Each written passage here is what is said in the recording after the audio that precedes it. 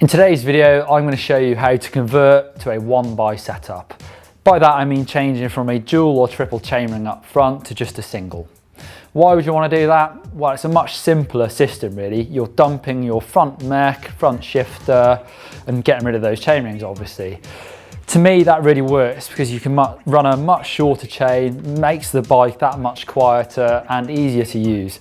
I'm not going to say it works for everyone. If you're doing really long hard rides with steep climbs, you might find that the ratios aren't quite to your liking.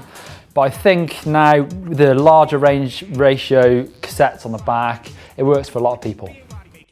So what are you going to need to convert to a 1x? It's well worth getting a proper chainring for this. You can get these wide, narrow chainrings now that really stick to the chain. So that's going to give you that security to stop the chain from bouncing off. You can get a chain device to go on that as well. Definitely worth it, maybe if you're racing or riding the bike really aggressively. If you're riding just trails and cross country, you might find that you get away without using one. It's also worth getting one of these bigger range cassettes on the back. This is an 1136 and that is quite small if you're going to be running a 1x system. This is a 34 chainring, pushing a 36 is going to be quite a hard ratio to push. So I'm going to put a 1042 on the back and that's going to be much better.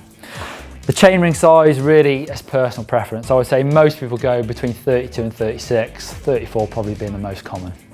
Wheel size does affect the ratio you might want to use. You find on a 29er like I've got here, you might want to run a slightly smaller chainring up front to make it a little bit easier. So first thing I can get rid of is my front shifter and front mech. Personally, I love doing that because they don't really work that well anyway. You have to really come off the power to change up on the front, so I'd much rather have a single setup. So the front mech and the shifter have come off, the bars are looking really nice and clean, and I'm dropping a little bit of weight as well. So I've taken my chain set off. When you look to buy that new single chainring, make sure you get one that fits that crankset, so there'll be a 4 or 5 bolt, and also get the correct BCD, which is basically the bolt placements on there. At the moment I've got a 39 and a 26 on there, so that one's too big and that one's too small for a single setup, so that's why you're going to need to buy a new single chainring. So also you've got to play around with where you place that chainring on that crankset so you get a good chain line. This, if I was replacing this outer chainring, I would put that new chainring in that same position so that I get a good chain line on the back. So not only am I switching to 1x, I've used this opportunity to upgrade my cranks as well to these rotor power cranks that send my power reading straight up to my Garmin up front, so great for training. You can see I've got this wide narrow chainring, it's also an oval one which helps my power output. A 1x system works really the best with a 1x11, so one up front and 11 on the rear. It does work with a 1x10, but obviously you'll have a slightly more limited range of gears. Also clutch mechs work really well, so they'll keep that chain nice and tight. So I've put my bigger ratio rear cassette on, that's 1042. You may want to go the whole hog and get a new chain if you're getting a new front chainring and cassette, so you've got a whole new drivetrain.